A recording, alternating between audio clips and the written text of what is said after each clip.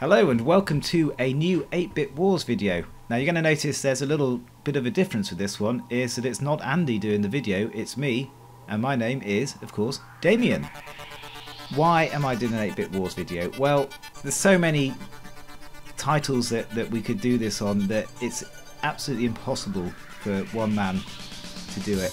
As much of a superstar that Andy is, there's no way that he can cover the entire back catalogue of games that were released on the Spectrum, Amstrad and Commodore 64 himself. It's just not going to happen. Also, I really enjoy watching the 8-Bit Wars that Andy used to do. Like Glenn, and you've heard Glenn and Andy, if you listen to the podcast shows, you'll know that Glenn found Andy's original site, the one hour monthly podcast show, through his 8-Bit Wars videos, which released on YouTube about 2 to 3 years ago. And this is exactly the same way that I found Andy's site as well. And so the 8-Bit Wars, really for Glenn and I, are where the whole retro asylum thing started for us. And so we enjoyed those so much that I actually wanted to do some of my own and cover some games that haven't been covered already. I'm hoping that you're going to enjoy these as much as I've enjoyed making them. So today's game is a personal favourite of mine, one of the first games I ever got with my Amstrad, and that game is Monty On The Run. Now, Monty On The Run is quite an interesting game because it's one of those sort of, the whole Monty series really is they're sort of games that you either love or hate. And I can remember back in the day reading a very unfavourable Amstrad Action review that actually was reviewing the game on a budget label some years after it originally came out. I think it was in about sort of 87 or so it was being reviewed. And they said that it was absolutely awful. I think they gave the game like 19% or something, 19%, and they said the collision detection was terrible, the game was boring, it really had dated badly, and they just didn't understand why the Monty series of games had such a massive cult following. And so, they really did. And people, I remember, complained about that review and said, hey, this is awful, I love this game, but, other people said they hated the game as well, so it's very much a love or hate game. I used to play it for hours when I was little. It was, I thought it was one of the most fantastic games I'd ever played. It was very hard, but I always came back and played again and again and again.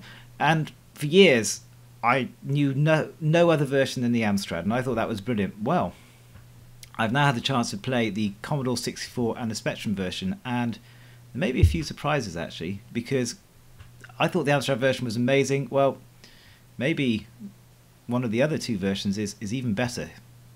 So without further ado, let's find out. So the first version of Monty On The Run I'm going to look at is the version for the Amstrad CPC. First up, there's the loading screen. It looks very Spectrum-esque, doesn't it? So you're probably wondering, is it a Speccy port? The answer is no, it's not. It's actually using Mode 0 graphics, as you can see there. On the title screen, we've got quite a nice sort of mix of colours.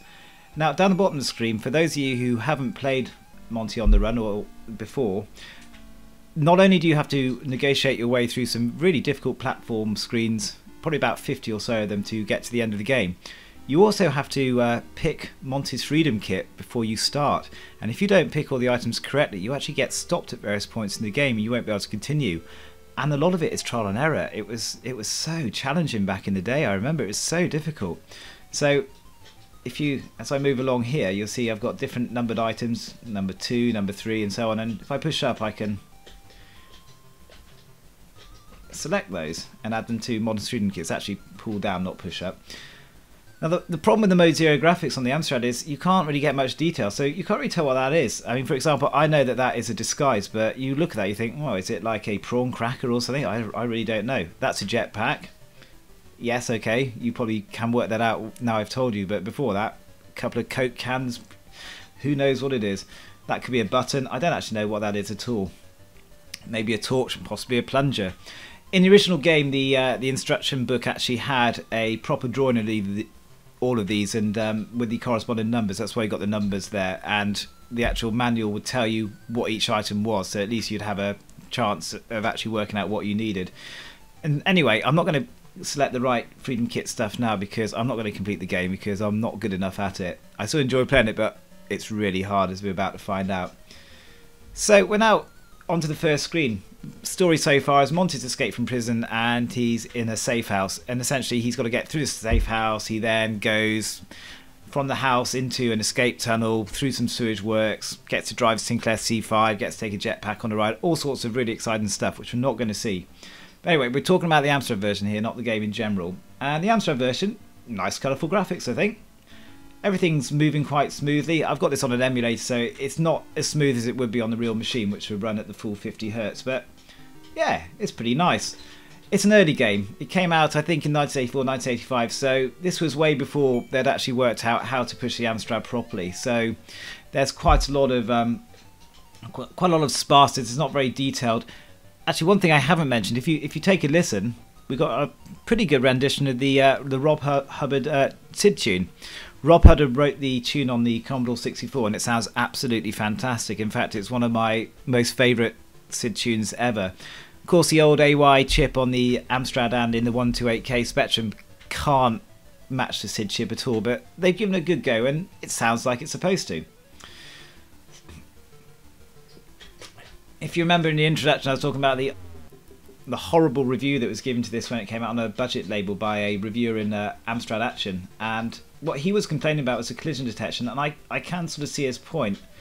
You may well see, I'm inevitably going to die a few times in a minute, and you'll probably see that the collision detection on this game isn't exactly hot.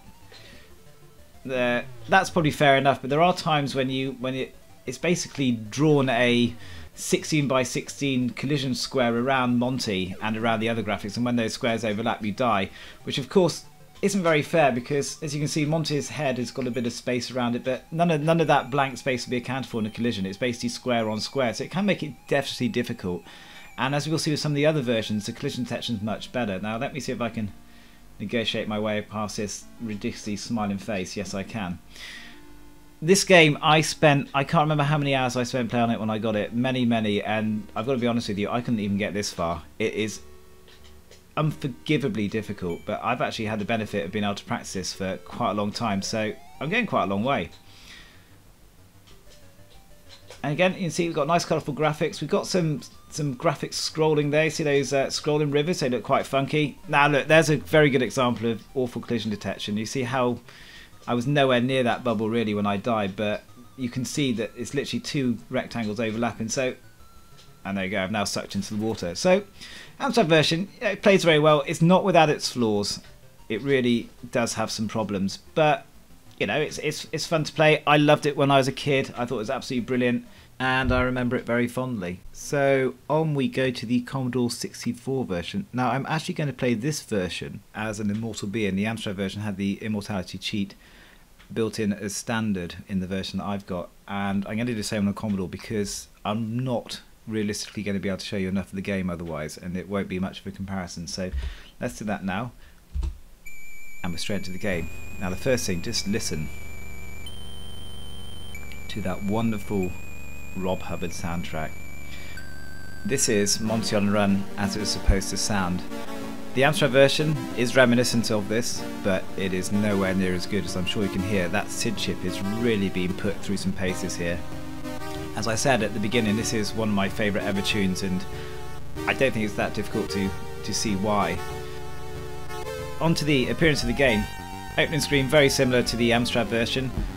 It's using the Commodore 64's higher resolution graphics mode, so it's similar to the Amstrad mode 1, but it allows more colours to be shown, but colours can't be mixed in quite the same way as on the Amstrad.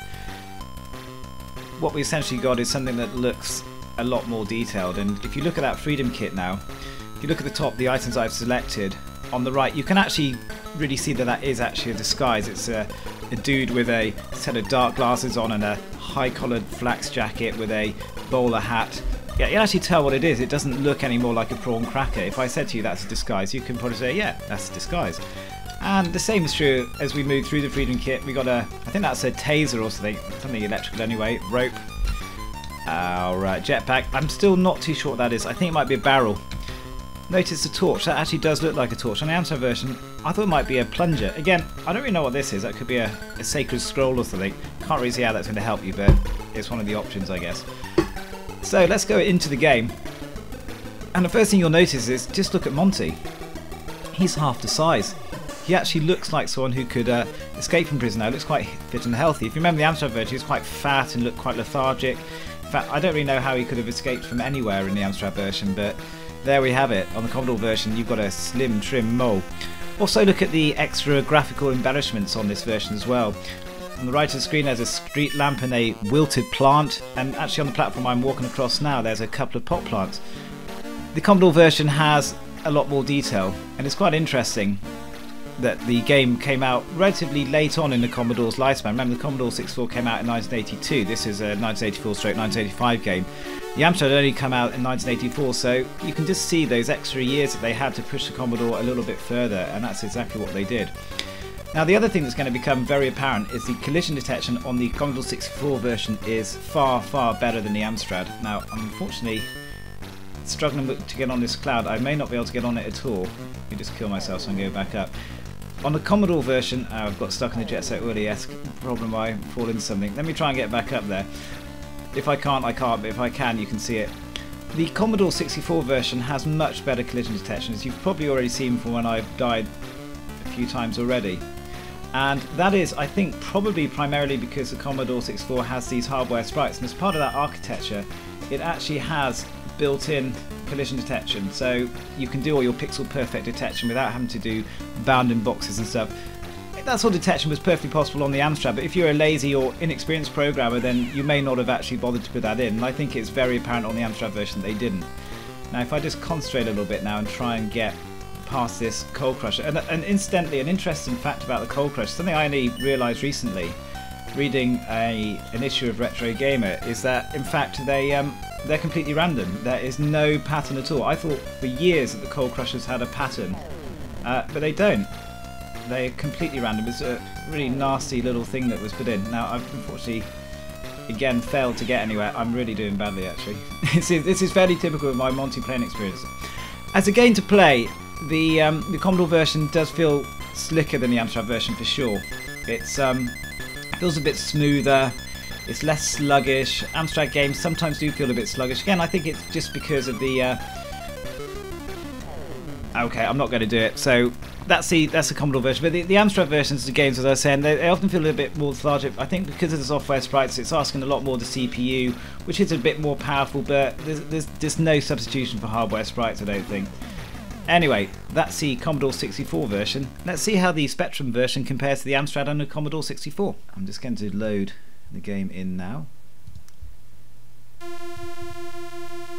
And there it is. Now, the first thing you'll notice is absolutely no title screen, just 3 lines of text.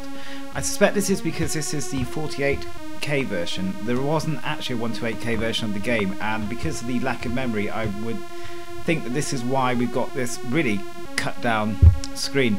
Now of course, this being the 48K version, you've also got no AY sound chip, so it's even worse than the Amstrad. It's literally a very monosyllabic soundtrack.